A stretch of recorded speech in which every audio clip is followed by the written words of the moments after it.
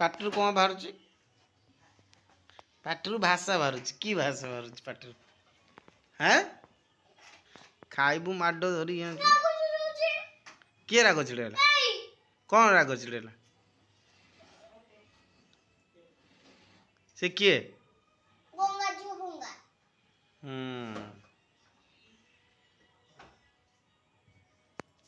କି ବାପ ଲୋ, କି ରାଗ।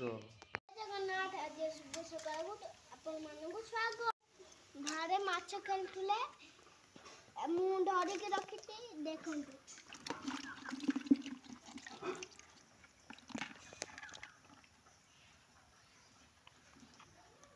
ବେତିଟା ମାଛ ଧରିଛୁ ବାପା? 4ଟା ମାଛ। ୟାକୁ ଖାଇଦବା? ହଁ ଖାଇଦବା। ଖାଇବାନି? ଆଉ ମାମା କହୁଥିଲା ବା ଖାଇଦବା। ଖେଳିବୁ। ତ ଆପଣମାନେ ଜାଣିଲେ ତ ଗୁଗୁର ରାଗ କ'ଣ ପାଇଁ। ତ ତା ମାମା କ'ଣ କରିଛି, ସେ ଗୁଗୁ ରଖିଥିଲା ମାଛ ଧରିକି ଖେଳିବ ବୋଲି, ତା ମାମା ତାକୁ ଫ୍ରାଏ କରିଦେଇଛି। ତ ତେଣୁକରି ତାର ରାଗ ହେଇଯାଇଛି।